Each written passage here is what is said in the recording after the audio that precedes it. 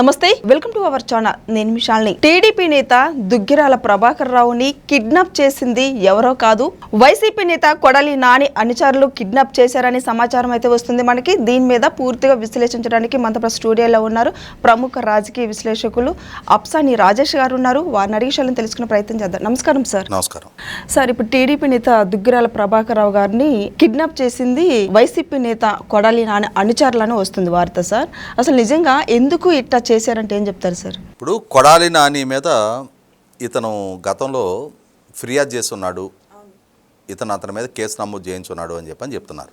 గత 2019-2024 వరకు వైసీపీ అధికారంలో ఉన్న రోజుల్లో ఆ రోజున శాసనసభ్యుడిగా మంత్రిగా 2022 ఏప్రిల్ వరకు సివిల్ సప్లైస్ మినిస్టర్గా కొనసాగున్న కొడాలి నాని ఆ తర్వాత శాసనసభ్యుడిగా కొనసాగిన రోజుల్లో కూడా ఏ విధంగా వ్యవహరించాడు, ఎంత బరితెగింపు భాషతోటి చంద్రబాబు నాయుడు గారిని, తెలుగుదేశం వారిని, రాష్ట్ర రాజధానికి భూములు ఇచ్చిన రైతులని, ఆ రాజధానికి మద్దతుగా మాట్లాడుతున్న వాళ్ళని, జగన్మోహన్ రెడ్డి గారిని విమర్శించడమే నేరంగా ఘోరంగా పవన్ కళ్యాణ్ గారితో సహా ఆఖరికి ఎన్టీ రామారావు గారి శత జయంతి సందర్భంగా రాష్ట్రానికి వచ్చి శత జయంతి కమిటీ ఆహ్వానం మేరకు ఒక ప్రోగ్రాంలో పార్టిసిపేట్ చేసి ఎన్టీ రామారావు గారి గురించి, చంద్రబాబు నాయుడు గారి గురించి 4 మంచి మాటలు చెప్పినందుకు సూపర్ స్టార్ రజనీకాంత్ గారి గురించి కూడా ఏ విధంగా వ్యాఖ్యలు చేసింది చూసాం మనం.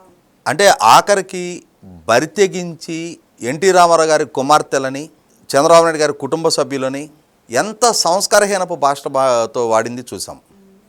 సాక్షాత్తు రాష్ట్ర మాజీ ముఖ్యమంత్రి, అంటే ఆనాడు మాజీ ముఖ్యమంత్రి చంద్రబాబు నాయుడు గారు, వారిని ఉద్దేశించి మాజీ ఇరిగేషన్ మంత్రి దేవినేని ఉమా గారు ఆయన్ని ఉద్దేశించి టిప్పర్తో తొక్కిస్తా అనే పదం వాడాడు. ఇన్ని పదాలు వాడిన ఈ రకమైన జుగుస్సాకరమైన ప్రవర్తించిన కొడాలి నాని 2024 ఎన్నికల్లో ఓడిన తర్వాత ఒక రకమైన అసహ్యంతో 4 సార్లు గెలిపించిన గుడివాడ ప్రజలు అతని ప్రవర్తన, అతని బాడీ లాంగ్వేజ్, అతని మాట తీరుతోటి అసహించుకొని 53,000 మెజార్టీతో ఓడించారు మొన్న. అలా ఓడించిన నాటి నుంచి కూడా ప్రతి తెలుగుదేశం కార్యకర్త సోషల్ మీడియాలో కానీ బయట మాలాంటి వాళ్ళతో ఇంటరాక్ట్ అయిన సందర్భంలో కూడా ప్రతి తెలుగుదేశం కార్యకర్త కూడా కొడాలి నానిని ఎప్పుడు అరెస్ట్ చేస్తారండి, అతన్ని ఎప్పుడు లోపలేస్తారు, ఇదే మాట అడిగేవాళ్ళు.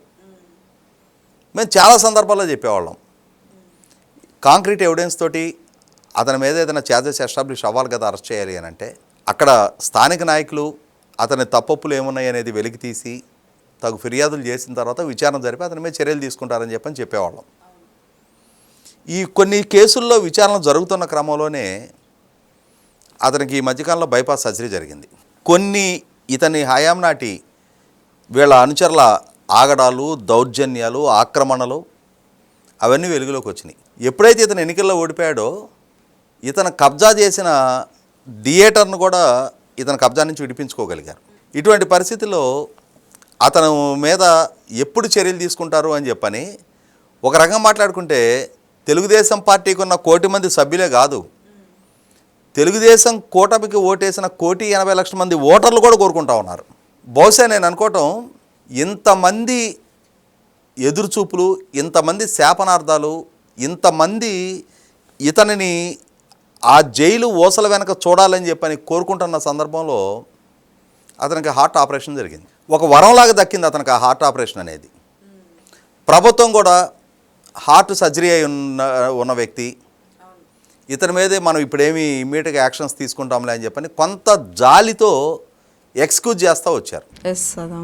అతను కూడా ఈ మధ్యకాలంలో, అంటే మనకు ఒక సామెత ఉంది, 1000 ఎలుకలు తిన్న పిల్లి కాశీయాత్ర చేసిందని చెప్పని చేయాల్సిన వీరత్వం, వీరంగాలు, బరితెగింపు ప్రవర్తన మొత్తం కూడా ప్రవర్తించి ఇవాళ పరిస్థితులు ప్రతికూలించి ఎన్నికల్లో ఓడి చంద్రబాబు నాయుడు గారి ప్రభుత్వం అధికారంలోకి వచ్చి లోకేష్ రెడ్ బుక్లో ఎవరెవరి పేర్లోనే వాళ్ళని అరెస్టులు చేస్తాం, చర్యలు తీసుకుంటామని చెప్పగానే అసలు రాముడు మంచి బాలులాగా ఎక్కడ కనపడకుండా, ఎక్కడ స్టేట్మెంట్లు ఇవ్వకుండా చాలా లో ప్రొఫైల్ మెయింటైన్ చేస్తూ వచ్చాడు. సరే పోనీలే, ఏమైనా బుద్ధి కుదిరిందేమో కొద్దిగన్నా. ఇవాళ ప్రజాగ్రహానికి గురైతే, ప్రజా జీవితంలో ఉన్నవాళ్ళు సంస్కారహీనంగా ప్రవర్తిస్తే ఎటువంటి పరిస్థితులు పరిణామాలు ఎదుర్కోవాల్సి వస్తుందని చెప్పని గుడివాడ ప్రజలు ప్రజాస్వామ్యబద్ధంగానే తీర్పిచ్చారు. ఆ తీర్పు చూసిన తర్వాత అయినా సరే కనీసం నా బుద్ధి సక్రమంగా ఉంచుకుంటే తప్పితే ప్రజా జీవితంలో ఇక భవిష్యత్తులో కొనసాగడానికి ఆస్కారం ఉండదని రియలైజ్ అయ్యాడేమో అని చెప్పి అనుకున్నాం. లేదు, ఆ లో ప్రొఫైల్లో మెయింటైన్ చేయడం కొంత గతం నాటి ఆ బరితెగింపు స్టేట్మెంట్లు ఎక్కడ కనపడకపోవడంతో, కానీ మళ్ళీ ఇప్పుడు దుగ్గిరాల ప్రభాకర్ గారి కిడ్నాపు గాయపరిచిన తీరు చూసిన తర్వాత బహుశా ప్రభుత్వం కనపరుస్తున్న జాలి, ప్రభుత్వ పరంగా పర్వాలేదు ఏదోలే పాపం హార్ట్ ప్రొసీజర్ అయ్యిందిలే, ఆ రికవరీ స్టేజ్లో ఉన్నాడు, కుదురుగానే ఉంటున్నాడు, ఇప్పుడు మనమెందుకు పిచ్చుక మీద బ్రహ్మాస్త్రం ప్రయోగించినట్టుగా ఇటువంటి వాడి మీద సిక్కై ఉన్నాడి మీద మన బల ప్రయోగం ఎందుకు జరపాలి అని చెప్పని ప్రభుత్వం ప్రదర్శిస్తున్న ఉదాసీనత ఇతనికి చేతకంతనంగా కనపడి వాళ్ళ దుగ్గిరాల ప్రభాకర్ని ఇతని ఆదేశాలతోటి వాళ్ళ అంచెలకు కిడ్నాప్ చేశారా, లేదు ఇతని ప్రమేయం లేకుండా కిడ్నాప్ చేశారా, గాయపరిచారా, ఏం జరిగింది అనేది విచారణ తేటతెల్లం అవుతుంది. ఇతని ప్రమేయం ఉంది అని కనుక నిర్ధారణ అయితే, ఇతని ఆదేశాలతోటే ఆయన కిడ్నాప్ జరిగింది, అతను గాయపరచడం జరిగింది అనేది కనుక నిర్ధారణ అయితే మాత్రం ఇక ఒక్క క్షణం కూడా టాలరేట్ చేయాల్సిన నష్టం లేదు.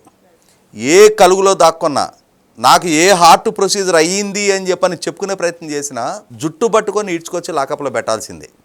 ఇప్పటికే ప్రభుత్వం ఉదారత ప్రదర్శించింది, ఇక క్షమించాల్సిన నష్టం లేదు.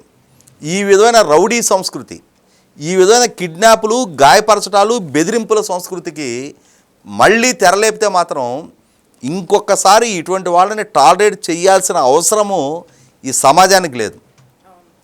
మేము ఓడించి అతని స్థానం ఏంటో అతనికి పరిచయం చేసాం, మీరేం చేస్తారో చేయండి అని చెప్పని గుడివాడ ప్రజలు ప్రభుత్వం వైపు ఆశగా చూస్తూ ఉన్నారు.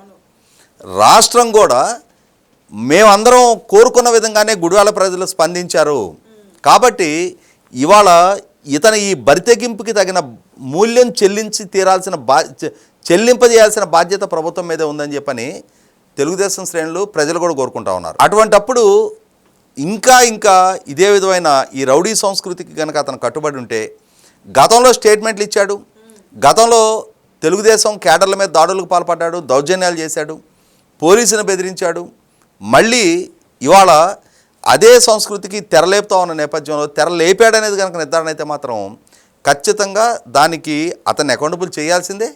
దానికి తగిన మూల్యం చెల్లించే విధంగా ప్రభుత్వ పరంగా కఠిన చర్యలు తీసుకొని తీరాల్సిందే. Thank you sir.